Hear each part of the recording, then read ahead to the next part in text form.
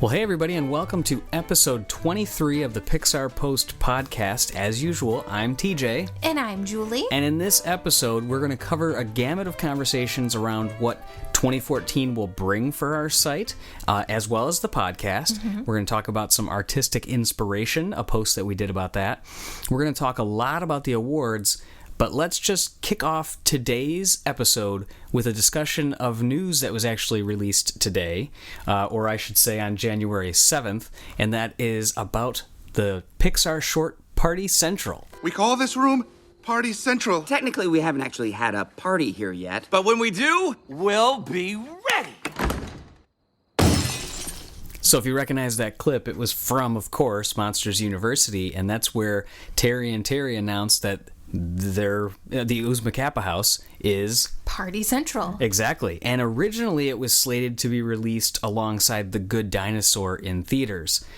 But it'll actually now be shown alongside Muppets Most Wanted, which will be in theaters on March 21st in the US and March 28th in the UK. Which is only a few short months away. Which is crazy, because originally, we expected that 2014 was going to be a year of no Pixar.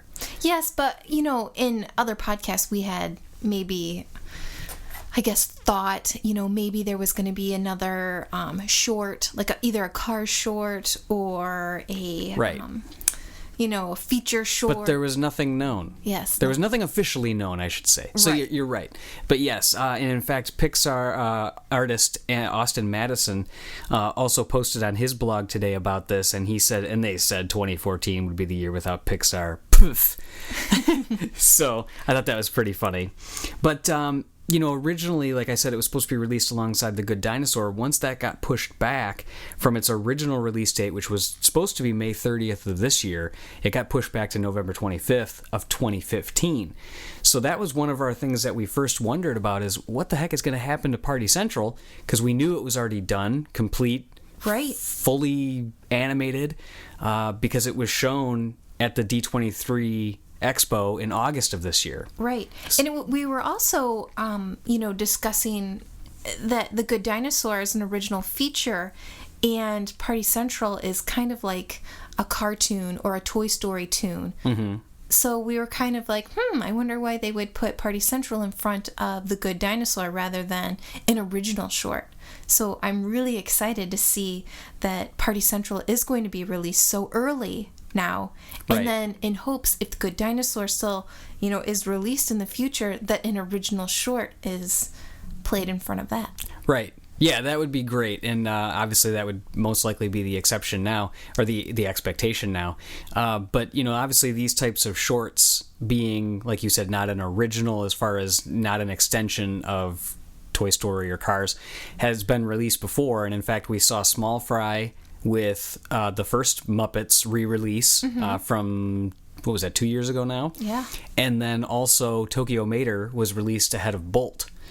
So we've seen some of that cross before with some of those extra extensions. So you're right, it was a little bit interesting that they were going to do the Monsters University one, but I think that was obviously just because of the timing. Right. If it was originally released in May, that would probably make the most sense. Yeah. But I think that how it's going to work out now, I'm super excited for it. Obviously, you know that I love the Muppets as well. Mm-hmm. Just a fun little side story for Christmas this year.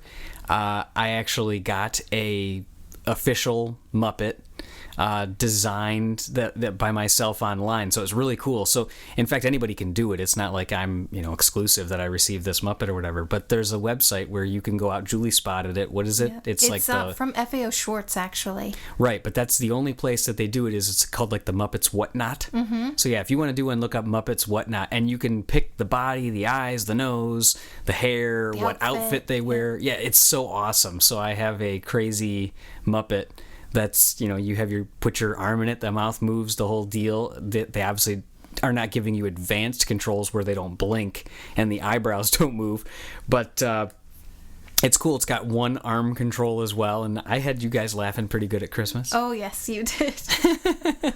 So that was a lot of fun. So that was just a fun little, side story there, so hopefully that's okay. But Party Central is going to be Kelsey Mann, his first foray into directing, and he was the Monsters University story supervisor. We've talked about him many times in this podcast. Yes, because he taught my favorite class. I wish I had a tally of how many times you've mentioned that, because the fact that you've mentioned it was your favorite class so many times is hilarious. But yeah, we've talked about it a lot, and by far it was your favorite class. It was my favorite class during the Monsters University press days. Now, I mean, granted, it was the first class that I attended, but it was my favorite class. I really, really enjoyed it. Right. I think because I like stories so much. I don't know, and I just found him to be very engaging. He's got a cool voice too. Yeah, he really does. And it works great for the pitch, like when he does like a pitch, like he gave you guys a sample pitch of a scene. Yeah, and it was just a really cool class. So I'm really excited to see his point of view. Yeah. Yeah, and the official tagline that was released at the expo was Mike and Sully are back at Monsters University for a fun-filled weekend with their Oozma Kappa fraternity brothers. The gang is throwing their first party, but no one's showing up. Luckily for them, Mike and Sully have come up with a plan to make sure Party Central is the most epic party the school has ever seen. And that obviously can be seen in the screenshot that Entertainment Weekly was released today as their exclusive release and their announcement, where they show the Oozma Kappa gang minus Mike and Sully in the screenshot, all depressed and sad because it looks like nobody's coming to their party, and they've got party hats, they've got streamers, party hats, streamers. There's cake, of course, just like the same cake. We have cake, that same kind of cake that was there before in the picture, and obviously, that's when Mike and Sully are going to come in and save the day. I thought it was pretty cool too. In the Entertainment Weekly article, Kelsey Mann also mentioned that they did just a few extra. They just had to get John Goodman and Billy Crystal back to do a couple punch-in lines, but the rest of it they were able to do from pickups from either outtakes from the film, or they just had to do little bits here and there. Oh, that's really interesting. Yeah, so I thought that was kind of cool. Oh, wow. And then the whole thing was kind of his idea. Oh, what an editing whirlwind that must have been. Yeah. Oh my gosh. Yeah, and he said that in that article too that it was his idea. He always was talking to Dan Scanlon about how he wanted to see what that party would be. So his original thing was he wanted to include it kind of with the end credits.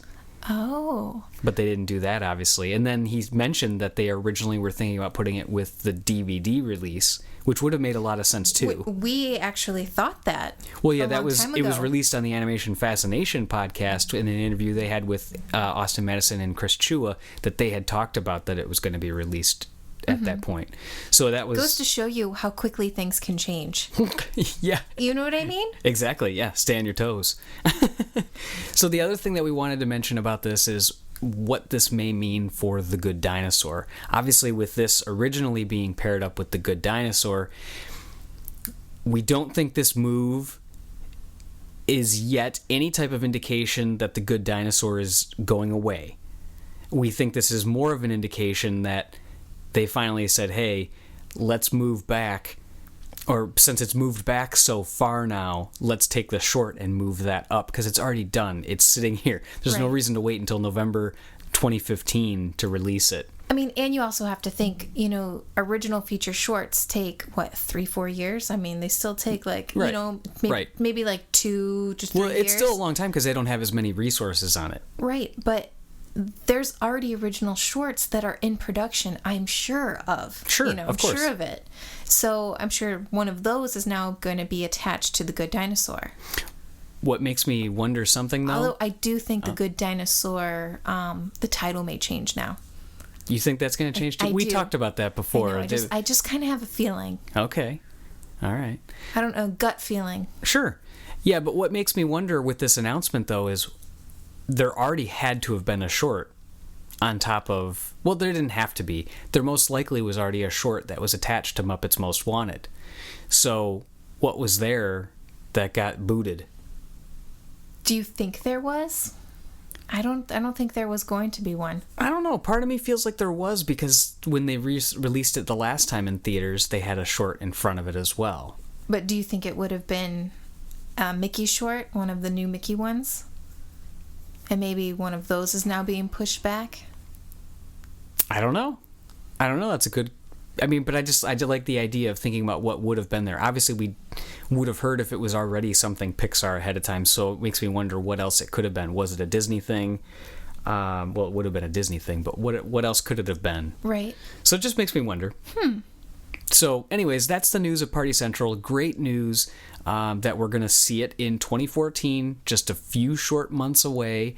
And from the people that we've talked to, we haven't seen it ourselves, but from the people we've talked to that either saw it at the expo, or we also talked with somebody else that caught it at a tour of, when they were in a tour of Pixar, it's hilarious. Yes. They said it was essentially, very, very funny. Both people were like, it's hilarious. You're going to love it. The whole thing. Obviously, Monsters University being you and I's one of our favorite Pixar films of all time. I cannot wait to dive back with these characters. I know. I just can't wait to see the group again and see them in something new, because we've watched Monsters University so many times. I think we watched it twice over the Christmas, over a week in Christmas break. I know. I think it's one of our most watched Pixar films. We just love it so much. Well, the reason is because, and we're kind of getting off on a little tangent here, but the reason why I love watching it so much is because it's not, it's one that you can easily throw on and just kind of laugh with it. I had it on when I was wrapping Christmas gifts, and then I watched it, we watched it together a separate time as well. But it's just good to throw on. It's not like Up where there's, heavy moments. Mm-hmm. And it's not like I'm saying anything negative about Up by any means. But it is one to me that I'm able to throw on. You and can just laugh and... It's just fun all the way through. Laugh instead of cry so much. Exactly. So yeah, so sometimes you don't want to get quite as heavy, and I find myself throwing on Ratatouille for that reason, because it's not like the end of Toy Story 3. Nothing is like the end of that. Like we've talked about many times before. I don't know if we talked about it on the podcast before, but yeah, Julie and I left the theater and looked like we had like we called off our marriage or something. We were crying our eyes out. It was that film. It was a mess. Yeah. In fact, let's just talk about that for a minute, just because it's funny. So I went into the restroom afterwards, and I looked at myself in the mirror first off, and my eyes are all red, and I'm sitting there going, oh my God, nobody else was in there at this point. But so I step over to use the restroom, and I'm like, I have to go into a stall and close the door because I was afraid that somebody would come in and I'd be crying. The end of that movie was so... I know. Oh my gosh. It was like the last 20 freaking minutes. I mean, everybody knows, obviously. Yes, and then we're totally off on a tangent here, but it got us started with, obviously, the scene at the landfill? The landfill. So that got us started, and then we're coming off of that already with the looks that the characters were giving each other. Oh my gosh. And then the whole part where Andy gives the toys to Bonnie, forget about it. Forget about it. And then after that, as that scene ends, and then Woody and Buzz have their arm around each other, and I know. It's like one of the most powerful ending of the movies ever. Yeah, it's amazing. Like cry wise. And in fact, I'll even just go out on another tangent here and tell you guys that on the next podcast we're going to have a very fun comparison between Toy Story 2 and 3. That's probably why it's so relevant in our minds. Yeah, because we've already been kind of prepping for it, but we're going to put it into the next podcast because of the amount of news about the award shows that we're going to kind of talk about and all that. But wanted to bring it up that definitely stay tuned for next week, because we are going to be having a fun comparison that came about from Dan, the Pixar fan, in the Pixar Post forum. He posted a great question and kind of noted some of the comparisons between the two films. So you can certainly go to the forum and check it out if you'd like ahead of time. But we're going to be talking about that, and we're certainly going to be looking for if anybody else has any other comparisons that they noticed. We're going to try to add in a few of our own and pull some clips and all that kind of stuff. So anyways, okay, so let's get back to what we were originally intending to talk about. Yes. Now that Party Central has been discussed, let's move on and start talking about the award shows and nominations and the occasional omission. We've already... Occasional. Oh, I'm so disappointed. Yeah, I mean, it's a big deal, and in fact, you and I had talked about it when it first happened, and usually when the news first comes out, we try to keep a level head, and we're like, it's okay. I've mentioned on the last podcast and several times that Pixar doesn't make movies to win awards, but the more that we have watched the other films that are nominated, the more we've discussed those films, the more we've rewatched some of them just to catch up, some of our true emotions have come out, and we wrote down some of those after we were done talking about it, and we're going to discuss some of them from the other films that were nominated as well. Mostly focusing on the films that are nominated for the Golden Globes, since that's coming up on This weekend. Yeah, this upcoming Sunday on January 12th. But first, let's kind of take a step back and talk about, here's what we know so far. So the Academy Awards. One of the things that we had heard before is that Monsters University was going to be in the running in the next batch of nominations that we're going to go through to the final round. For Best Animated Feature. For Best Animated Feature, yeah. So when are the... But I believe the For Your Consideration ad is still asking for the consideration for Best Original Score. Oh, you're right. And I forgot to mention that as well. So you're right. The For Your Consideration ad had come out for the Academy Awards / Oscars, same thing. Yeah, for the 2 nominations. So we Right. know that it is in the running for Best Animated Feature. Just haven't heard anything if it's still in the running for Best Original Score. When are we going to find out the official nominations? The nominations are released on January 16th. So coming up. Okay, so yeah, so next week. So that's great. So it'll be just a couple days after the Golden Globes are completed that we're going to find out what those nominations are for the Oscars. And then the Oscars are, when are they airing? They will air on March 2nd. March 2nd. Okay, so that's just, again, not too far away. A little late this year, yep. A little late this year, but it'll be cool because then we're going to get what happens with the Academy Awards and then jump right into Muppets Most Wanted in just a couple more weeks after that. For sure, yeah. So it's going to be great. I love all this stuff. It's always fun. In fact, I like to always have something that I'm looking forward to. It just in life in general, it just makes me feel like, okay, something's coming. And you know me in award season. I mean, this is like my time right now. I know, it's ridiculous. It's so stressful at the same time. Right, because you don't know what's going to happen. Right. Yeah. So obviously, like I said, we know what's going to be. We know that Monsters U is up. We're hoping that it goes through and they get the official nomination for the best score, which obviously, of course, we feel is well deserved. Right. And with Randy Newman's work. We're not biased at all. No, of course not. So since our last podcast, it's been a little while since we've done this post, but let's also level set on this for the Golden Globes.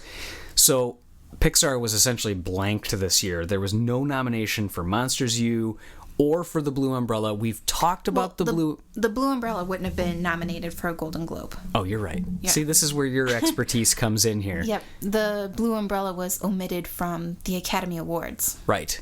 Okay, so I'm crossing... I know, you always get those confused. Crossing the It's streets. okay. Yeah. I know, and the reason why I get them confused is because, and I had to ask you this, I finally understand it, but I still always screw them up because I can never, for some reason in my head, Academy Awards should just be called the Academy Awards, not the Oscars too. That always threw me.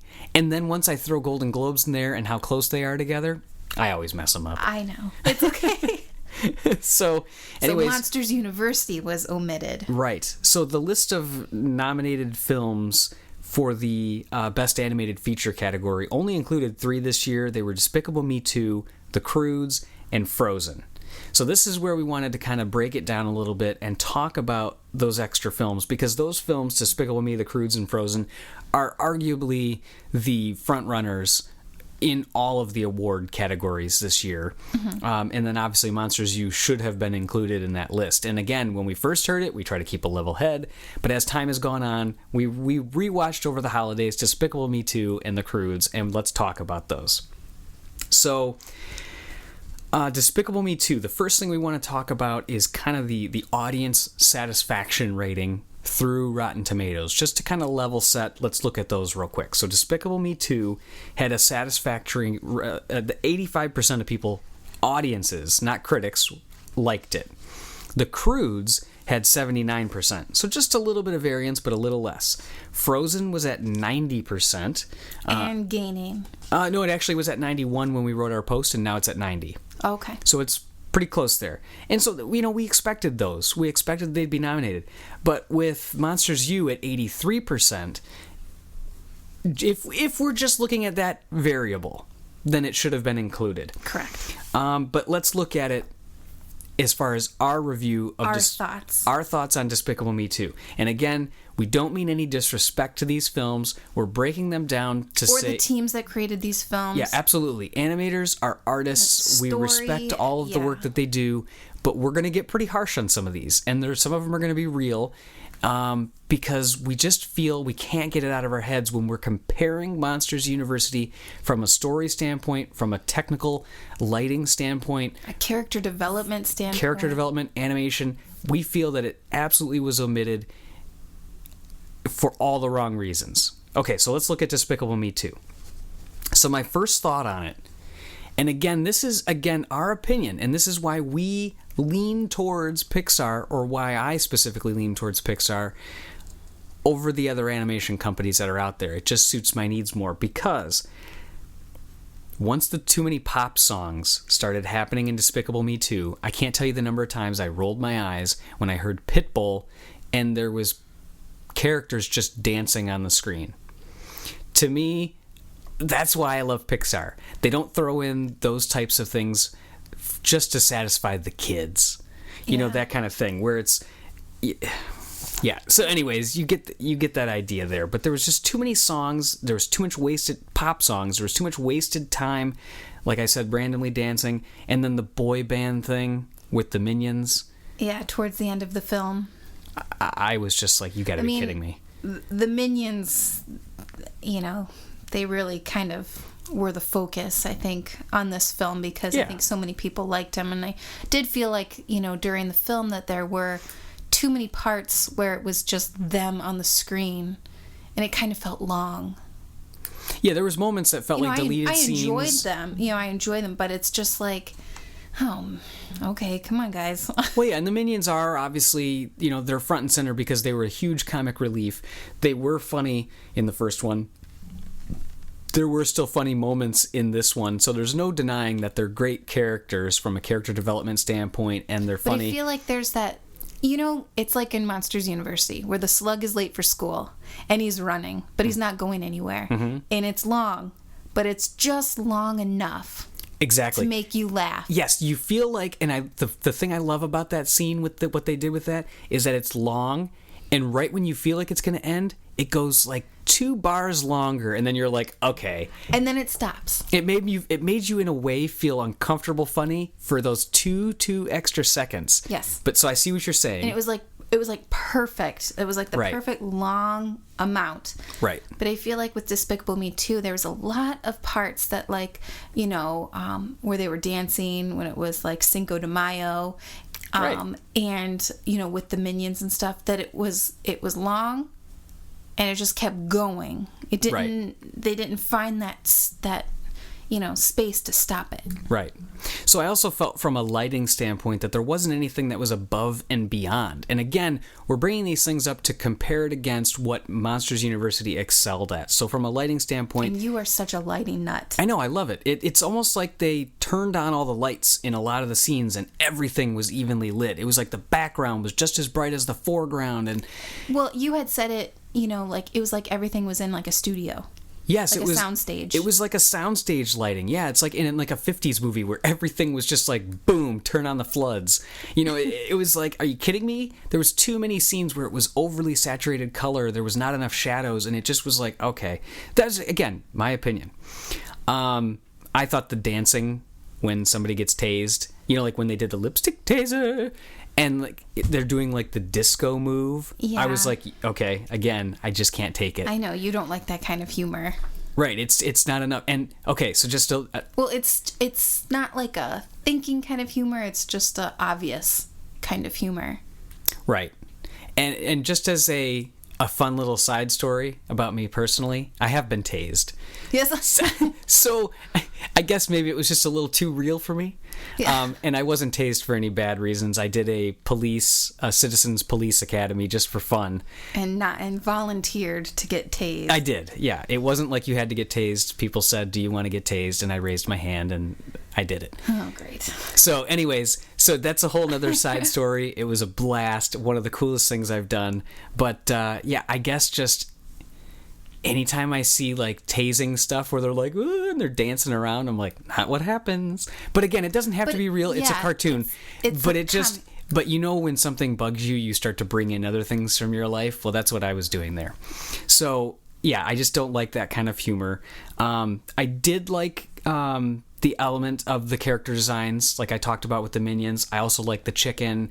I liked I don't remember his name, the bad guy that they thought was the bad guy. Macho something. Yeah, exactly. I liked him. You know, like the character designs were done well, and they expanded on what they had done the last time. So I thought that part was really cool. I'd like the underground agent that was like, yeah, you're being brought in, and we're gonna have you, go search this out for us. Again, I love the characters, but then there was also that little love element with Gru where he had to find a wife, and then it's like squeezed into the spy movie feel, and it just felt forced. Like it was like Cars 2 was like, it's a spy movie. They were having fun with it. They left the love story in Cars 1 where it made sense, because it was like, okay, you're making friends in Cars 1, then there's the love element of Lightning McQueen and Sally. The second one was like, let's just have a fun spy movie with Mater, and then we'll have the sad element of him getting made fun of. But it all tied into that. This whole thing, that story element just felt kind of out of place to me and forced. So, okay. Obviously, this is not supposed to be. We better move on to the next one, because we're not supposed to be reviewing these movies fully. But from the crude standpoint, this was, of the three that we're going to talk about, again, Despicable Me 2, Croods, and Frozen, the one that we liked the least. Yes. Okay, so you agree there. It felt like the whole movie. This one's going to be the most harsh, because from a story standpoint, it felt like the whole story was around one tiny story point, which is don't give up and don't worry about breaking the rules. And it's like, I just felt like the story was like, it was just a flat tone of run and hide, run and hate the new guy and hide, and then run and hide, and everything works out. Like, it was like it just felt like it could have been really quick. Right, it could have been a shorter movie. Right. So the character design, I thought, for most of the characters wasn't all that appealing. After the film, I kind of walked away, and there was only a couple that I remembered.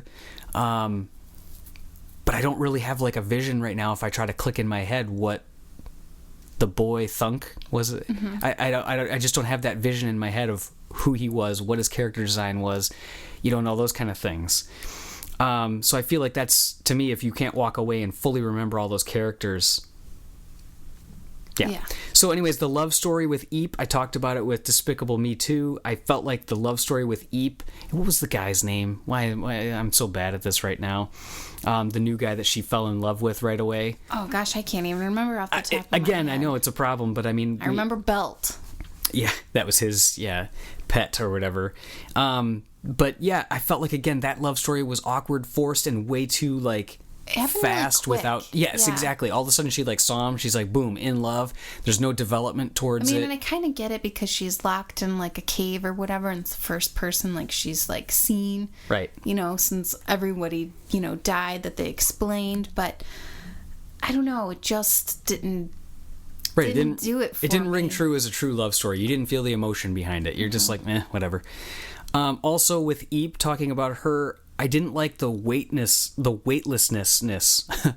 yeah. of her when she was climbing. It was almost like she was too jelly-like and too light for her weight.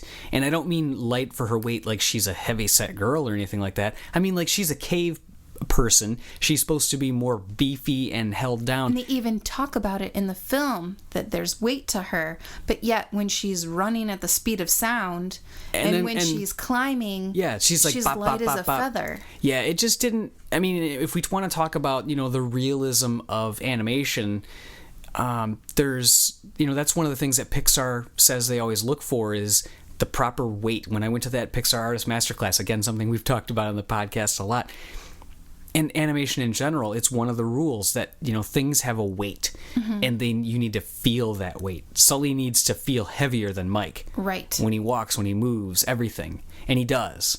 So I felt like just with her, that weight, it just didn't translate to me how she's a, bulkier cave person, but yet can jump around like a fly or a gnat or something. It was just like, okay. there's no characters. There's no name for that cat at the beginning of the film that attempts to eat them multiple times. I guess I feel like I need my villains to have a name. Because I want to, or a nickname that they called it, or yeah, something. I would have liked to have known, like, oh, they called it, like, the evil cat thing or whatever, you know. So there weren't that many names for the other pets that they got over time as well. I loved the design for the bright blue-green parrot-colored tiger. Mm-hmm. I loved that design, but they didn't give him a name, and I only recall. I guess the name I only really recall was Douglas. That was that dog-like monster that Thunk got. And Douglas had less screen time than that parrot-colored tiger. So I thought that was a little odd. And then, again, let's take this right in line with the taser, where he's dancing and doing that. I didn't like when Eep got the shoes and starts screaming, saying, "I love them." It's just too stereotypical. It's like, oh, for crying out loud. Girl. Again, yeah, girl screams when she gets shoes. I just rolled my eyes. And they were boots. And they were boots. Cute boots, like all girls like. So, anyways, let's talk about Frozen now. So, Frozen, obviously, this is the one that this is the one we liked the most of the bunch. I still preferred Monsters University as my favorite animated movie of the year. Not just because it's Pixar, being Monsters University, but because I'm not a fan of singing in animated movies. And I know that there are going to be several people that are listening to this that are probably going to cringe, maybe roll their eyes, or go, "What?" But that's why I gravitated towards Pixar immediately. Once in 95, once I saw Toy Story, I was like, this is what I've been looking for in animation. I've watched all the Disney movies. I do respect them and I like them. I've read the art of of Disney animation, and I used to draw Disney animation all the time as far as like the characters, but I never connected with the story as much. I connected with the characters, I didn't connect with the story, because singing in movies drives me nuts. It takes my mind straight out of the movie, because a lot of them were fairy tales and that's okay. Singing That's okay. I mean, like, obviously I liked Aladdin a lot, and that's probably my favorite of the Disney bunch. But it just, all of a sudden the character is talking and having a conversation with somebody, and then out of nowhere they bust into a song. It's like musicals for me. I don't enjoy musicals all that much, because it's just, my brain can't, it just immediately zips out of the story. Yeah, well, I mean, I don't mind the singing. I did think in Frozen at the beginning, I'm like, wow, gosh, the beginning of this film has a lot of songs. Right. I did think that was different. I wasn't expecting that many songs, but I really enjoyed Frozen. I do think that Monsters University was a better film for the year, but I think Frozen will be the winner, the front runner. I think Despicable Me 2 will be the co-contender. Okay. But what got me in Frozen that like blew my mind was the very beginning scene, the blocks of ice. Mm-hmm. Whoever animated that, with the animation, the simulation, the lighting, blew my mind. I thought that was flawless. And the snow. Yeah, they did things in Frozen that Pixar usually does. I mean, I remember watching some of the behind-the-scenes stuff in early clips that they released for Frozen, and they were talking about, how they had to create work for the snow to not make it look like cotton and not make it look too heavy, not too light. They were applying proper weight to it. It didn't look like sand when they were falling in it. It looked fluffy. Yes, I mean, they did but so with many... some weight to it's hard to say. I mean, we live in Michigan, so there's like 18 inches of snow outside our house right now, but it looked like that. Yeah, and again, like you said, the animation was fantastic. The colors and lighting, me and my colors and lighting, there was great depth there. They couldn't have chose better colors for Anna and Elsa's dresses, their hair, to stand out against the white bluish tone of the snow. I mean, there's a lot that I loved about Frozen from a technical standpoint. And just to qualify the songs thing, you do love a lot of the Disney classics, and all those things. I love them all. Yeah.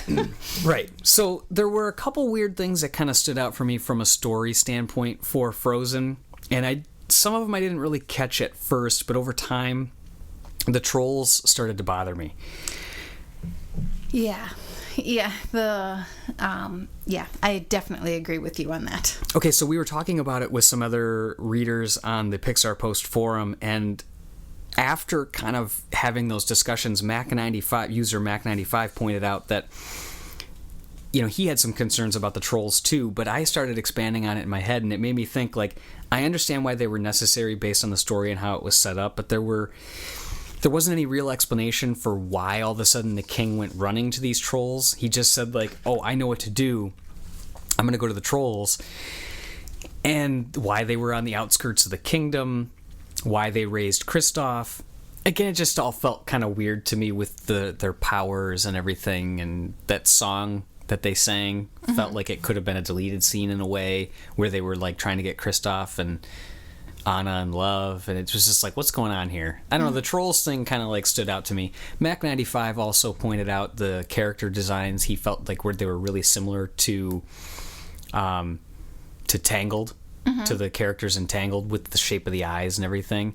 And I guess I could see that, you know, that there was that, but that didn't bother me too much. I actually really liked the characters, but I mean, it's just, there's a couple things out there. So anyways, moving on from those are our thoughts. If anybody has any additional thoughts, we'd love to hear them. Of course, leave a comment in the show notes for episode 23 on the podcast. Again, just if you ever want to find any of the show notes, just go to pixarpost.com, click on the podcast button, and it'll be listed there. But wrapping up on the initial part of the conversation about the awards, just because Monsters University or the Blue Umbrella wasn't nominated for... Well, the Blue Umbrella wouldn't have been nominated. Yes.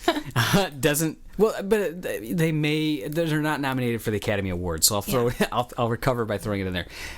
Doesn't mean that this year was a waste by any means. Again, Dan Scanlon already accepted the Hollywood Animation Award at the Hollywood Film Awards. And Pixar has traditionally fared well at the other award shows that are coming up. And not that, you know, history is repeating itself this year, because there have been some changes, but typically they have. So let's talk about some of the other ones. We've got the BAFTA Awards coming up. And what are the BAFTA Awards? It is the British Academy of Film and Television Arts, which is basically the British version of like the Academy Awards. Okay, so it's their biggest... It's a very prestigious award show. Okay, so it's their biggest awards. And in this one... And Brave was nominated and won for Best Animated Feature last year. Right. Okay, so that's good. That's good. When are the nominations going to be coming out for that one? Because I haven't seen those Just yet. a few short hours. Okay, so we're recording this on January 7th. And they're released on the 8th. Yeah, but it's like... It's going to be like 3 a.m. Eastern Standard Time. Right. So it's early, but it's going to be coming out tomorrow. So look for a post that's going to be talking about that. And when are they going to be aired? Oh gosh, I think it is going to be on February 16th. Okay, so just about a month. Mm-hmm. So not too long either. So we're going to be, you know, like I said, posting about that again. Stay tuned right away. But then the Annie Awards, which Pixar has, the nominations have already come out. They were showered with awards. When is that one going to be airing? February 1st, so that one's coming up soon. All right, so that'll be even sooner than when the BAFTAs are going to be broadcast. So and not only Monsters University has Monsters University been honored with nominations, but Toy Story of Terror was also nominated quite a few times. Yeah, absolutely. So Monsters University captured 10 nominations across a gamut of categories, from Best Animated Feature to character design, storyboarding, editing, music. The list goes on. And we have, of course, the full list on our website, which we'll link through to the show notes again. But the shock with the Annie Awards, first off, of course, like we talked about, no Blue Umbrella. Right. Is the Blue Umbrella going to get nominated for anything this year? I don't know. And it's so funny because when I saw the Blue Umbrella the very first time, you know, we saw it, gosh, you know, last March before we interviewed Sashka. Mm-hmm. And I was so blown away by it. In my heart, I was like, oh my gosh, I cannot believe this is going to win. Right. It felt like an art piece. It wasn't just animation, it was an art piece. It did, and it was unbelievable. And the realism and just the story and just the simplicity and the music. Mm-hmm. Oh, yeah. It all worked. Like the ethereal music, but with the cloudy and the gray, and it was just... I loved it. So for it being omitted for, it seems like everything, it's like blowing my mind. Yeah, because you would think from a technical standpoint that it would still get nominated. From an animation standpoint, from a character standpoint, you would feel like it would still get nominated. But I still think, like we talked about before, and I don't want to like rehash what we've already covered, but my sister even said it didn't capture her heart. So I still think it's the story that's holding it up, but it blows my mind. I think you and I are different from a lot of people. I mean, maybe not from like our listeners, but right, certainly not from Yeah. our listeners or readers, and I'm not saying that to suck up, but it's because if you're listening to this, you're more into animation, you're more into Pixar, Disney, those types of things than the average viewer who just kind of goes, okay, it's whatever. Right. We really look at background and like the technical aspect of things. And I think that's why this is blowing our minds so much, where maybe a lot of the voters were just focusing on story Right. or characters. But I think the story was fantastic, but maybe it was just because they were umbrellas. Yeah, I don't know. I don't know. And they didn't show the people, and Yeah, because I they don't were know. focused on the umbrella. I don't know. But I was also shocked that Dan Scanlon wasn't nominated for again, we're talking Annie Awards, for the Best Director, when the directors for The Croods, Turbo, Epic, Ernest and Celestine, and Frozen had their directors nominated. So I think that was a shock to me because... This one bothers me. It bothers me so much. Yeah, and why? Because I think Dan Scanlon was phenomenal at directing this film. Obviously, Okay, why? not only do we love Monsters University, but I just feel like Monsters University could have gone in so many different ways. Now, granted, I know there's story people behind Monsters University. There's editing behind Monsters University. It's not just Dan who's, running the show. I mean, granted, the director does do a lot of it, and, obviously the producer helps too, but I just feel like his direction that he took Monsters University could have gone in so many different ways, but the way that the final film ended up was beyond anything that I had imagined when we had first heard that Monsters University was coming out. And when I look at these other films, I'm not saying that the directors by any means fall flat with the other films. Again, we're saying it should be included. he should have been included Yes. with this list of directors. Yeah, so here's what I could think. If you And look... not only that, but sorry to interrupt you. That's okay. But I feel like, having met him and just talked with him, there's like a passion. Not saying I've never talked or discussed anything with these other directors, but he had like a passion, but it was also like a reserved passion where you just felt like, I think with like any director, that they feel like they live this project for so long. And I just felt like, gosh, I just think he did a good job. And I just think it bothers me so All much. right, so from a directing standpoint, here's what I thought of, because I took a step back and tried to think about it. If I look at Monsters University as compared to these other films, Monsters University didn't have as many extreme low angles or extreme high angles. I guess it wasn't pushed to the cartoony max where they were doing these kooky things or trying to make it overly actiony looking. I think that he stuck to a type of directing that fit the story, that wasn't ridiculous, that wasn't over the top. And not only fit the story, but the direction that he took the voice actors. Right, exactly. Yes, we've seen that on the behind the scenes. Now, granted, the behind the scenes aren't necessarily what they're voting on, but yes, we've seen some of these things. We have more insight, so of course we're more passionate about it. But I don't know. I have no more words on that. Okay, but yeah, I mean, but it really did irritate us, and what are your thoughts on that? As far as the listeners, did it bother you at all, or is it just us? I mean, because I really feel like, although he may not have done extreme directing, and I'm not saying that as like it's a bad thing that he left that out, I just feel like if I look at the other films, there were more of those angles. Frozen matched pretty close to the shot styling of Monsters University. There was, it didn't do those crazy things like the Croods did, where they would zoom way down and all of a sudden you'd see something way above. yeah, but okay, to get back on this, I mean, how many lens flares did you see in any of these other films? I mean, granted, I know that's not so much a direction thing, but It's a to direction me, thing. It's, yeah. I mean, that's actually, it's a it's big deal with... animation, simulation, all that stuff. Yeah, but they simulated the lens flare, and they did the same thing with J.J. Abrams. In fact, he got made fun of because he put too many lens flares in Star Trek Into Darkness and those types of things. So he actually said later that any movie he's going to do in the future, he's going to take some of those lens flares out. But again, that moment where Frightening Frank McKay is looking down at young Mike Wazowski. I was just going to say that. When where he's it's there. like stadium lighting, there's a lens flare. There's a lens with flare. little Mike Wazowski. And there wouldn't necessarily have to be, because our eyes don't necessarily pick up on lens But flares. it adds to But it's a it. direction thing, and it's whoever. I mean, we don't know that he necessarily put it in there. Right. But that angle would, if you were looking through a camera, like a lens, if you're trying to make it feel like a real film, that angle would produce a lens flare. Mm-hmm.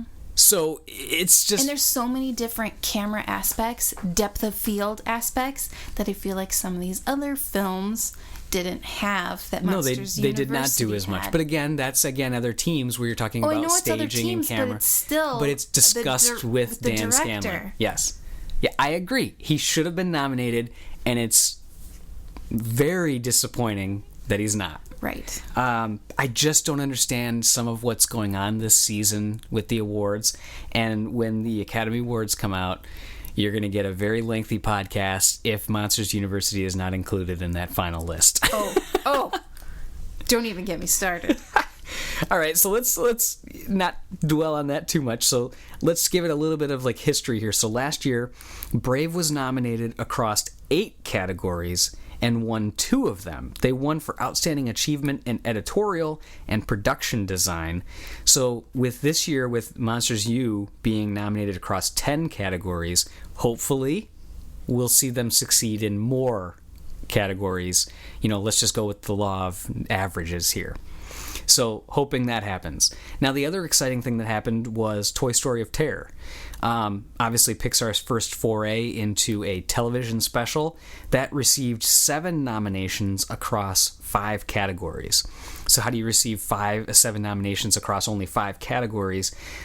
In the area of character animation for an animated television or broadcast production, 3 Pixarians captured nominations in that category.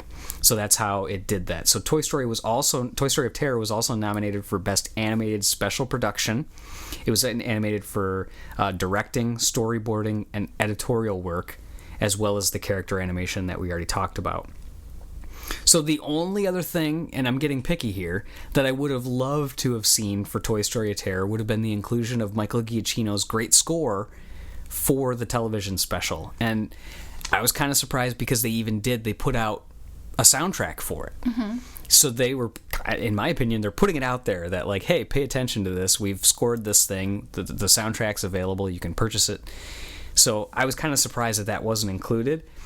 But all in all, I'm super excited that Toy Story of Terror received for their first television special this level of nominations and acknowledgement for their work. Whether they win or not is a whole separate story. I feel like myself that Toy Story of Terror is going to lock it up and they're going to do really well. I could be wrong. That's my prediction. I just feel like there were, if you're looking at television specials, it was on par with so many of other Pixar feature films. To see this on a television special was great. How they had to rework the story and all those kind of things. So they weren't nominated for story, but they were nominated for storyboarding. So thought that was cool. But the Annie Awards, again, they're going to be shown when? On February 1st. Okay, so February 1st, again, not that long. And again, they're all kind of clumped together here, so we'll be posting about all these. But be sure to stay tuned to our site on February 1st as well. We'll be live tweeting the event, and after it's done, we'll post a video wrap-up like we did last year for Brave as well. So you'll be able to, as long as everything goes good, be able to see the acceptance speeches and all that. So that'll be really cool. But again, February 1st, Annie Awards, traditionally one that Pixar does very well in. All right, so let's kind of the other group that's out there are smaller, but the People's Choice Awards. That's actually going to be on air tomorrow. Yeah, so January 8th. We're saying this tomorrow. We're recording again January 7th. So when you're listening to this, it'll be on at 9 p.m. Eastern Standard Time for the People's Choice Awards. And Monsters U is up for favorite movie and favorite family movie. So the favorite movie category is a hugely broad category. It's up against Despicable Me 2, Fast and Furious, Iron Man 3, Star Trek Into Darkness, and then obviously Monsters University, like we mentioned. So that's a huge, broad category. Predictions, I don't necessarily think it's going to win that one. People's Choice, I have that. I think Fast and the Furious. Fast and the Furious 6.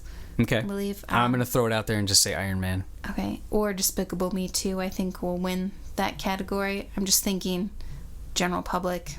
Yep, I think that has a stronger possibility for the favorite family movie, which those that are Monsters University again, Despicable Me 2, Oz the Great and Powerful, Percy Jackson's Sea of Monsters, and The Smurfs 2. I think it'll be between Monsters University and Despicable Me 2. I think so as well. Obviously, I'm surprised with your connection to Oz the Great and Powerful, because Julie was an extra in that movie. I was. Yeah, she has a lot of great stories, and in fact, we talked about You can see my giant face. Yeah. There's a couple points throughout the movie. What point? When Glinda comes down in her bubble.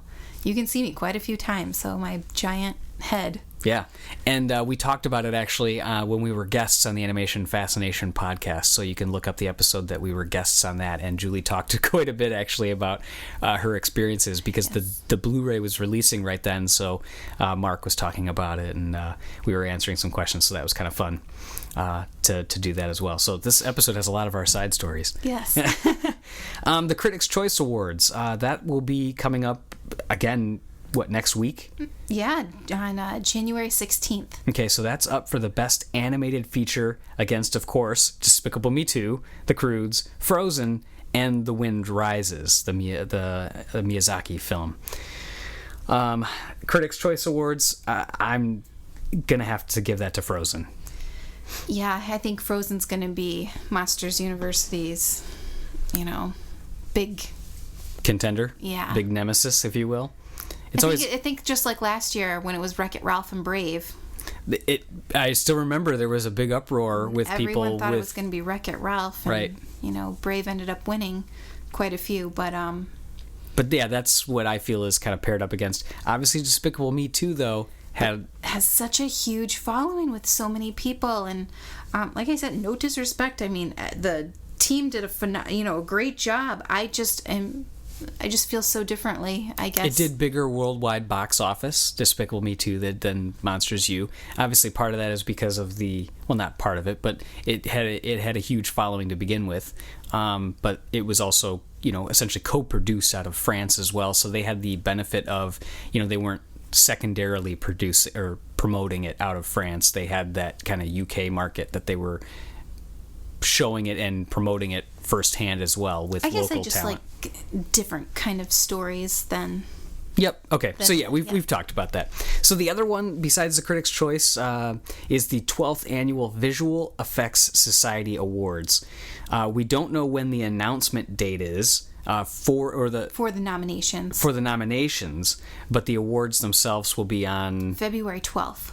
Okay, February 12th. Okay, it's got to keep track of all these dates. I know, there's so many coming up. Yeah. And then the 5th Annual 3D Creative Arts Awards also is one that we don't know any nominations for, and in fact, we don't even know when it's going to air yet or when the nominations are going to be announced yet, but we're going to keep watching that one as well. I just know it's going to be, I believe, in February. And I think it's a newer awards. 5th annual. Right. And I think did Brave win anything on those last year? Oh gosh, I can't remember off the top of my head. Yeah, I don't recall off the top of my head, but I think they may have. Yeah.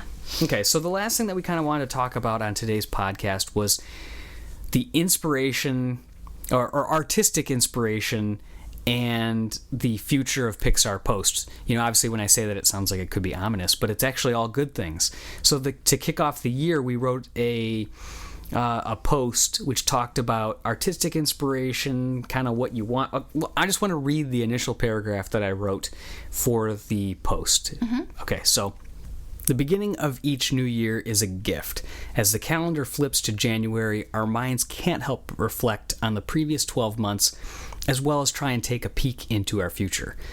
This is a rare moment in our lives, as our minds are usually preoccupied with the hustle and bustle of the now, that moments of reflection and insight can easily be overlooked. A new year also usually brings some type of want to our minds as well. We want to meet a goal, we want to achieve more success, or we want to alter something. So that's the paragraph that I opened the post with. But the point is that each year kind of reinvigorates us. And this year we're going to focus more on inspiration. We want to bring the listeners and readers of our site and podcast more in-depth insights and news into the Pixar world, and hopefully inspire you to reach a goal, or just to learn more about animation.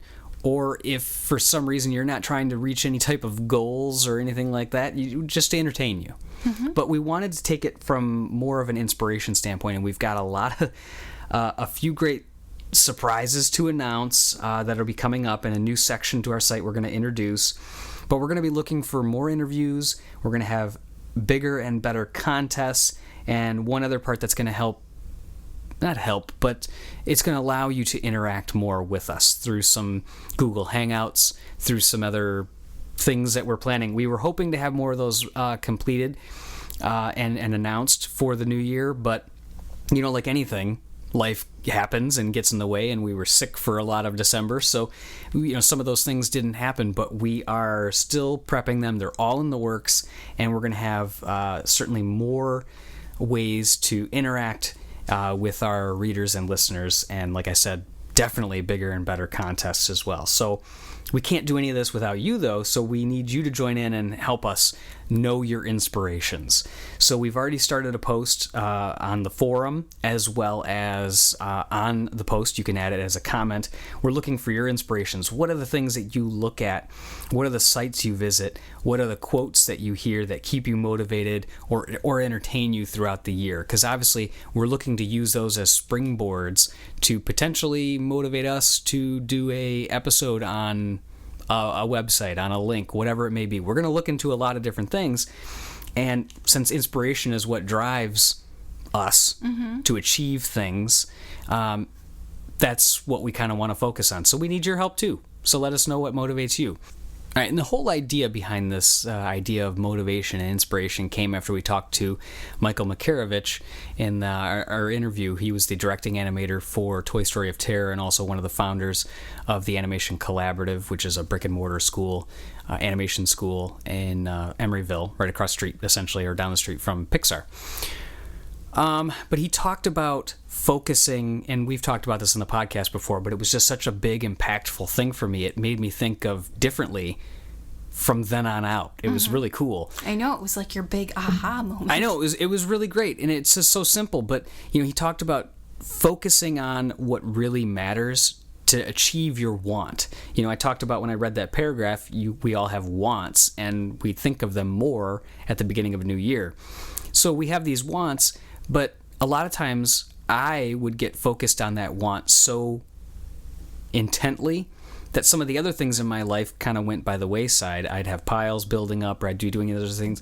His big comment was, you have to still do all those other things, so that way your life is constantly moving forward in all areas, but whatever area is your biggest point of want, your biggest want, you need to put the most fuel into that fire.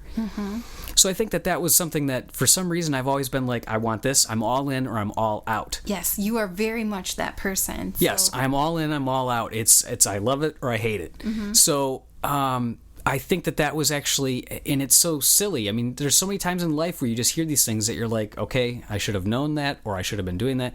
But that one really hit me. So that kind of changed a little bit of the trajectory of where we're heading with Pixar Post, and kind of taking it to more of a motivation. I think it also helps hearing it from someone that inspires you. Sure. Yeah, they're in a position that it means something to you. There's been plenty of things from other leaders, other people who could say the same thing, but because you don't draw inspiration from that particular person, it doesn't mean as much. Right. It doesn't hit you the same. It still means something, it just doesn't hit you the same. Right. It doesn't click. And now it made you click. Yeah, so I think it just it made me want to change some things up. And so we're hoping that through the plans that we're coming up with and some of the extra interviews that we're going to do this year, that it kind of broadens all of our horizons on the world of Pixar and what Pixar does and how we can use what other people do to inspire ourselves and keep motivating ourselves throughout the year, so it doesn't become just another New Year's resolution that kind of goes away. Mm-hmm. Anyways, well, that about wraps up episode 23 of the Pixar Post podcast. Feel free to reach out, let us know what you thought of the podcast, and if you enjoyed it, head over to iTunes and rate us as well if you could. It would really help us out. Yeah, you could leave us a voicemail, email us. You guys know where to reach us. Absolutely. And signing off as usual, I'm TJ. And I'm Julie. And be sure to stay tuned to PixarPost.com all week for the latest Pixar news.